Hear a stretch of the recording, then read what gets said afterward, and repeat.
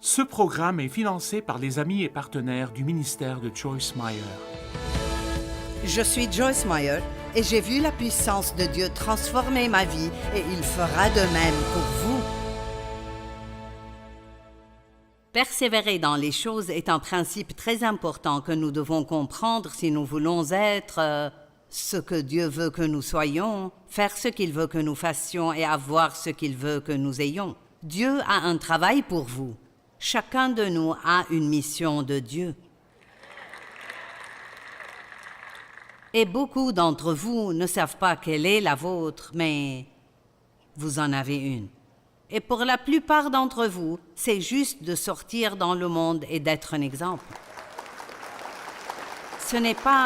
Pour la plupart d'entre vous, ce n'est pas d'être missionnaire, d'être ici, ce n'est pas d'être un grand chanteur, c'est juste de sortir dans le monde, de vivre votre vie du lundi au dimanche et d'être un exemple, un modèle que les gens peuvent suivre. Ce dont le monde a besoin, c'est de voir les vrais chrétiens agir comme des chrétiens. Et comme Ginger l'a dit, si vous saviez à quel point vous êtes vraiment merveilleux, je veux dire véritablement merveilleux. J'y pensais l'autre jour. De ses propres mains, Dieu nous a façonnés et formés. La Bible amplifiée dit « Il nous a tissés avec grand soin dans le ventre de notre mère ». Vous n'êtes pas une erreur. Il n'y a rien de mal en vous si vous n'êtes pas comme quelqu'un d'autre. Vous n'êtes pas censé être comme quelqu'un d'autre. Et vous n'êtes pas bizarre, vous êtes unique. Amen.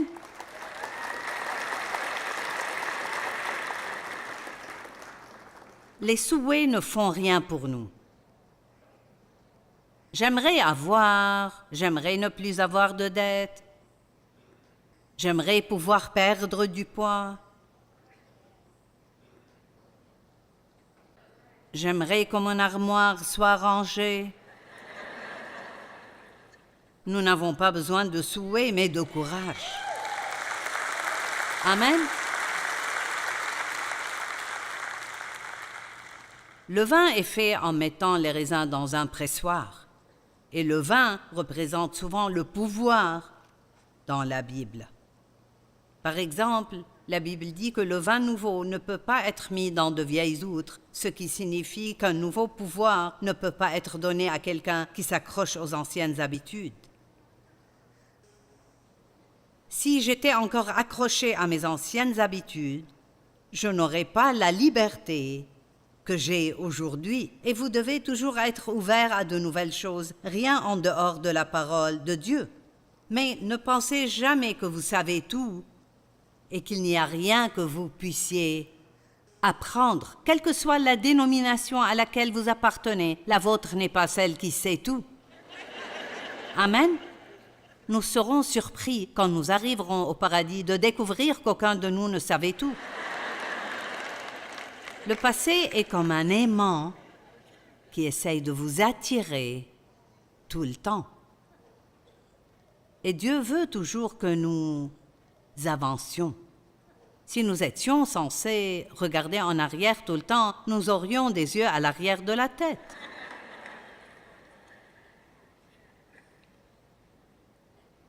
Nous repassons les vêtements pour en enlever les plis et Jésus revient pour une église sans tache, sans défaut ni ride. Matthieu 7, 13 et 14, « Entrez par la porte étroite. En effet, large est la porte, spacieux le chemin menant à la perdition, et il y en a beaucoup qui entrent par là. La grande porte, beaucoup entrent par là parce que c'est facile. Ça ne demande aucun effort. Vous avez beaucoup de compagnie sur la route large. C'est facile de marcher dessus. Vous pouvez faire ce que vous voulez. Emportez avec vous tout votre bagage charnel. Mais étroite est la porte, et regardez ça, pleine de pression est la voie, et resserré et difficile le chemin menant à la vie, et il y en a peu qui les prouve. Vous savez, même parmi les prédicateurs, nous avons tous quelque chose sur lequel Dieu nous appelle particulièrement à nous concentrer. Et pour moi, c'est la maturité spirituelle. Ça a toujours été de vouloir aider le croyant à mûrir et à être transformé à l'image de Christ afin qu'il puisse vraiment vivre la vie pour laquelle Jésus est mort. Il n'est pas mort pour nous juste pour que nous puissions un jour aller au paradis et vivre dans notre joli petit manoir au paradis. Je l'attends avec impatience, j'attends l'éternité d'être avec Dieu. Plus je vieillis, plus j'attends impatiemment. Mais combien d'entre vous voudraient profiter du voyage? Et combien d'entre vous voudraient être fructueux dans ce voyage? Vous voulez emmener quelques personnes avec vous? Ne soyons pas tout le temps avec les gens en les laissant aller en enfer par dizaines. Soyons un exemple pour les gens et donnons-leur. Soyons donc des personnes salées. La Bible dit que nous sommes sel et lumière et que le sel donne soif. Donc si nous sommes bons et salés, alors d'autres personnes auront soif de ce que nous avons. Amen.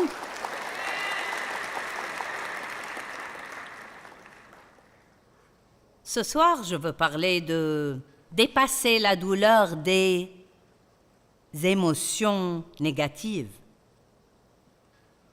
Vous avez déjà ressenti une émotion qui vous empêche de faire ce que vous devriez faire? Ces sentiments sont abondants, n'est-ce pas?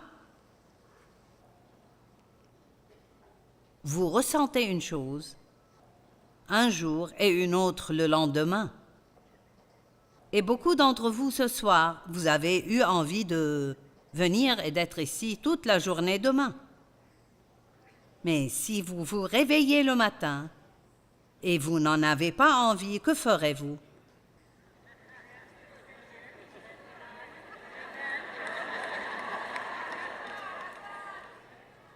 Je la regarderai à la télé lundi matin. Mais vous savez quoi? Vous manquerez quelque chose que Dieu veut que vous ayez. Et nous devons absolument commencer à faire ce que nous savons que nous devrions faire, que nous en ayons envie ou non. Amen. Mais je veux vous suggérer ce soir d'arrêter de prêter autant d'attention à ce que vous ressentez. Arrêtez de vous demander, eh bien, qu'est-ce que je ressens à ce propos? Quelqu'un m'a demandé, que penses-tu de tous les voyages que tu dois faire pour servir dans le ministère? Et vous savez, ça m'a pris 1 minute et j'ai dit, je ne me suis pas posé la question depuis longtemps. Parce que si je le faisais, je ne me sentirais pas très bien. Plus vous prêtez attention à ce que vous ressentez, moins vous marcherez selon la volonté de Dieu pour votre vie. En fait, si je faisais ce que j'avais envie de faire, je pourrais même ne pas venir parfois. Mais je n'ai jamais manqué une de mes réunions.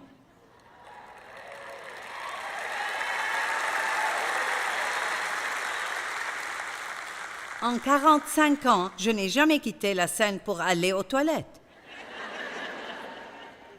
Avez-vous déjà pensé à des choses comme ça? Les gens se lèvent et courent aux toilettes, ils se lèvent et ils ne se soucient pas de savoir qui ils dérangent autour d'eux ou si cela dérange le prédicateur. Je ne pars jamais. Je ne peux aller nulle part. Et vous, pasteur Tommy, vous devez parfois passer aux toilettes quand vous êtes ici? Vraiment? Nous ne pouvons tout simplement pas toujours faire ce que nous avons envie de faire. Et nous devons arrêter de faire cela parce que cela fait partie de cette nature de l'âme qui doit mourir pour que Christ puisse vivre en nous et prendre cet espace qui lui appartient. Les gens qui ont désespérément besoin de changement continueront à persévérer jusqu'à ce qu'ils obtiennent le résultat qu'ils désirent. Et je peux vous dire que ce n'est pas pour me dévaloriser, mais je ne suis pas particulièrement talentueuse. Je suis vraiment très normale. Mais je vais vous dire un avantage que j'ai, je suis têtue. Amen. Il me rappelait l'autre jour une conférence que nous avons faite au Cambodge. Est-ce là que nous étions, quelqu'un? Oui. Et les gens sont entrés dans le bâtiment et l'équipe de louanges était là, mais ensuite, quelqu'un a coupé le courant et c'était un portail électrique et donc je ne pouvais pas entrer. Ils étaient tous entrés et je ne pouvais pas entrer. Et ainsi, le diable pensait qu'il avait gâché la réunion. Et j'ai dit, vous n'avez aucun moyen de m'y faire entrer? Mon fils a dit, eh bien, pas à moins que tu ne veuilles sauter sur la poubelle et au-dessus de la clôture. J'ai dit, allons-y.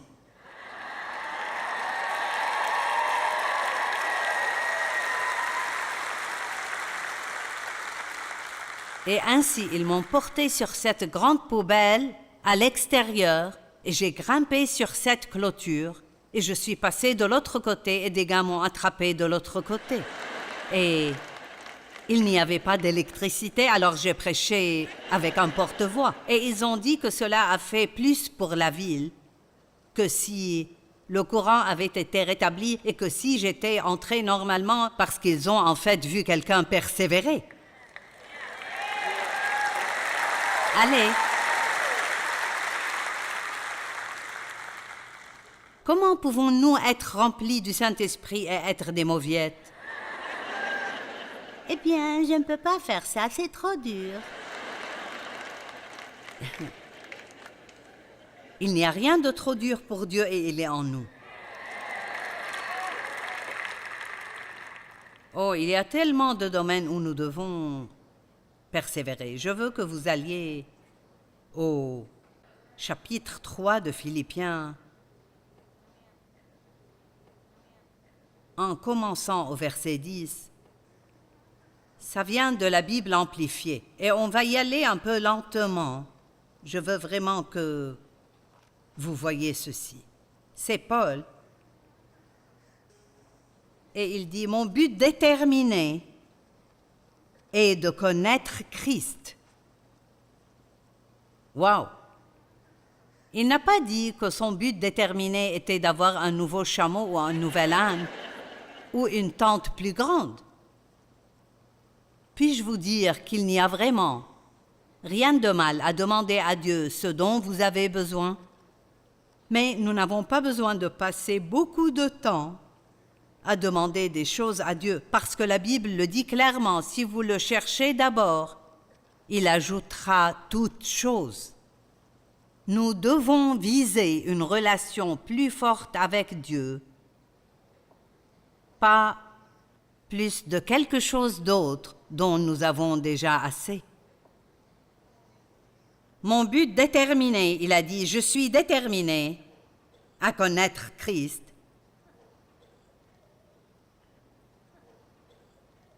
Pour pouvoir progressivement le connaître plus profondément et plus intimement,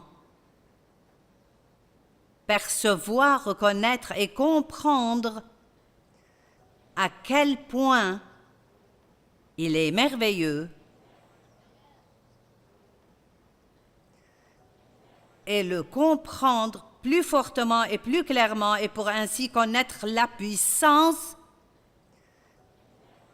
qui émane de sa résurrection exercée sur les croyants. Vous n'aimerez pas cette partie.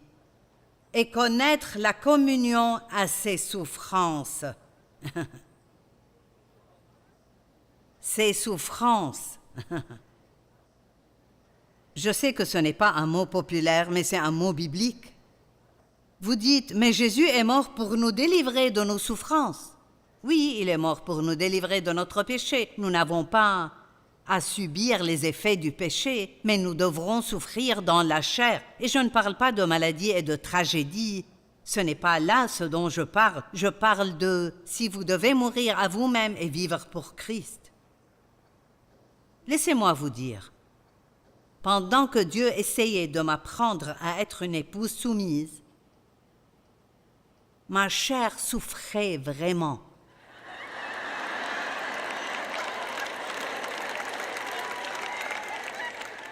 La douleur que je pouvais ressentir, combien d'entre vous savent de quoi je parle? Très bien. Même si c'est quelque chose d'aussi simple que de ne pas avoir le dernier mot dans une dispute. Si vous... Et vous savez que le Saint-Esprit vous dit de vous taire.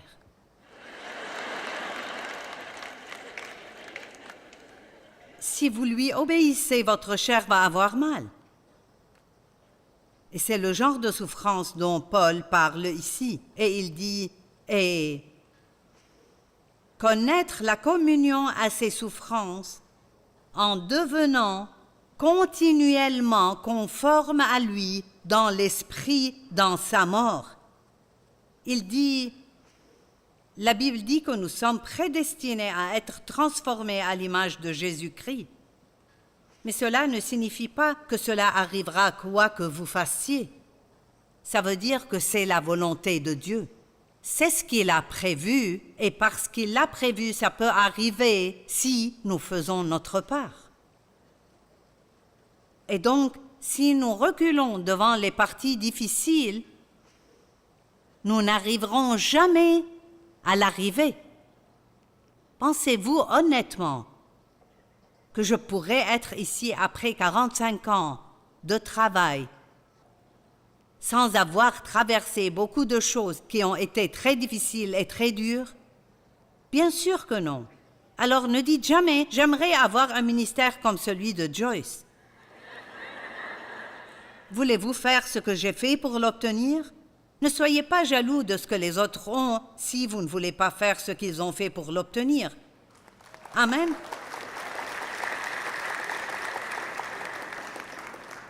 En devenant continuellement conforme à lui dans l'esprit, dans sa mort pour parvenir, d'une manière ou d'une autre, à la résurrection spirituelle et morale qui m'élève d'entre les morts, même alors que je suis dans ce corps. Savez-vous ce que ça veut dire? Il a dit, écoutez, je veux connaître Christ. Je veux être comme lui. Je veux avoir ce même pouvoir de résurrection pour que, quand j'ai des problèmes, des ennuis et des troubles, il y ait un endroit où je peux être élevé au-dessus de tout cela. Vous voyez, nous pouvons être élevés au-dessus de ces choses. C'est presque comme l'aigle quand il est dans une tempête. Le courant descendant de la tempête les propulse au-dessus de la tempête et ils volent simplement assez haut et ils regardent la tempête. Eh bien, Dieu veut que nous soyons pareils à eux. La Bible dit, « Mais ceux qui comptent sur l'Éternel renouvellent leur force, ils prennent leur envol comme les aigles. Ils courent sans s'épuiser, ils marchent sans se fatiguer. » Nous ne sommes pas censés nous laisser abattre par nos ennuis. Nous sommes censés les confronter et leur dire, « Non, vous n'allez pas me vaincre. »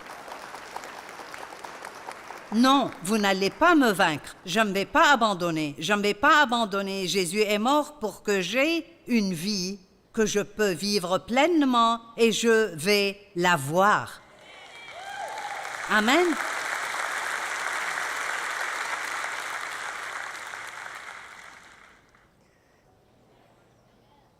Ce n'est pas que j'ai déjà remporté.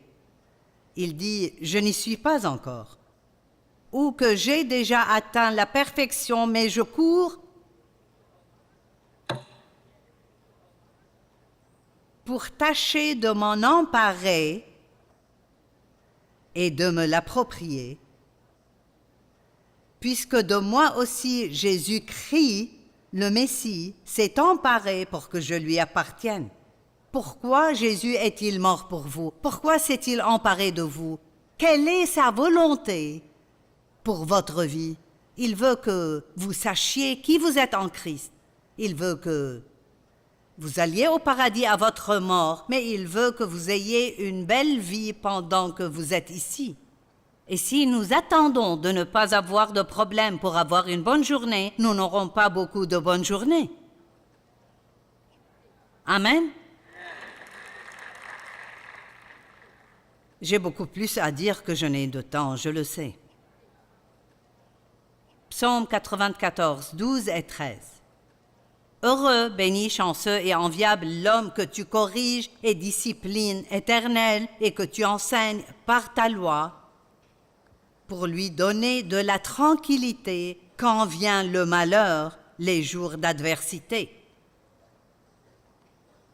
Donc, en d'autres termes, Dieu va nous discipliner et cela signifie qu'il nous enseignera par tous les moyens qu'il faudra. Combien d'entre vous souhaitent que vos enfants vous écoutent lorsque vous leur dites quelque chose? Parce que s'ils écoutent quand vous leur dites quelque chose, vous n'auriez pas besoin de passer à un autre niveau.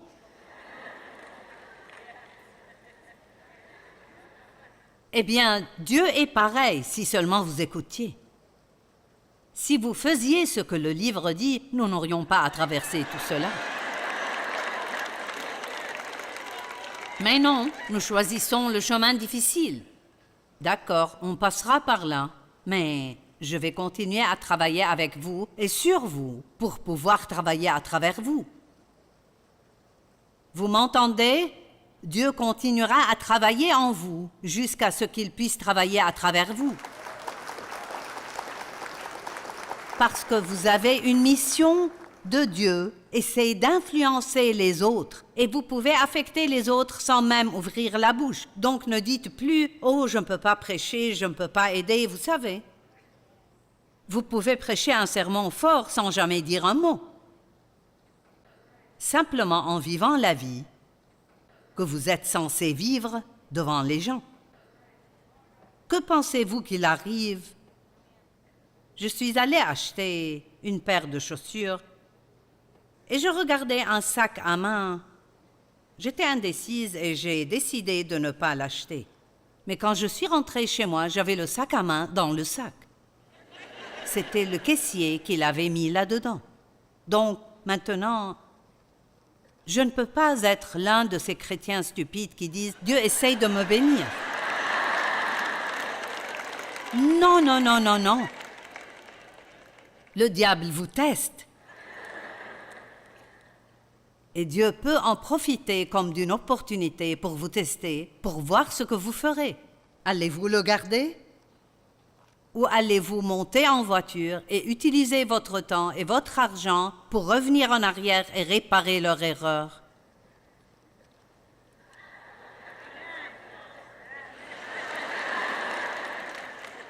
Quand j'ai repris ce sac à main, l'employé a dit « Mon Dieu, personne ne fait jamais ça. »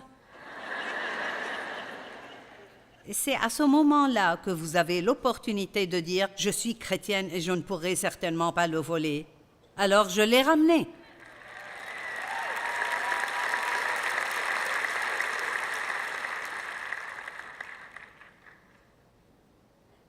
Regardons à nouveau ce verset dans Philippiens. Ce n'est pas que j'ai déjà remporté, mais je cours pour tâcher de m'en emparer, puisque de moi aussi Jésus-Christ s'est emparé. Verset 13. Frères et sœurs, je n'estime pas m'en être moi-même déjà emparé, mais je fais une chose. J'aime ça, c'est ma seule aspiration. Oubliant ce qui est derrière et me portant, il dit persévérant, vers ce qui est devant, je cours vers le but pour remporter le prix de l'appel suprême et céleste de Dieu en Jésus-Christ. Maintenant, les gens ne continuent pas souvent après ça, mais c'est important. Nous tous donc qui sommes spirituellement mûrs et pleinement développés, adoptons cette attitude, cet esprit et ces convictions. Donc, qu'est-ce qu'il dit? Il dit, toute personne spirituellement mûre devrait être capable d'abandonner les choses qui sont derrière et de se concentrer sur celles qui sont devant. Ça veut dire que si vous avez péché en allant à l'église, peut-être que vous avez dit un gros mot à un conducteur ou que vous vous êtes battu avec la personne avec qui vous êtes venu. Vous ne prendrez rien de ce que je dis si vous continuez à vous sentir coupable, peu importe s'il s'agit d'abandonner quelque chose qui est arrivé il y a 5 minutes ou il y a 20 ans. Nous devons abandonner le passé et je vais vous en parler plus demain. Donc je ne ferai plus ça. Mais n'est-ce pas intéressant qu'il parle de ceux qui sont spirituellement mûrs? Les bébés chrétiens sont ceux qui s'accrochent à chaque petite erreur qu'ils font, qui s'en lamentent et qui pleurent. Jésus est mort pour que nous n'ayons pas à faire ça, pour que nous puissions nous repentir. Faire demi-tour, et je ne vais plus vivre comme ça, Dieu. Vous le referez, mais vous pourrez ensuite vous retourner et recommencer.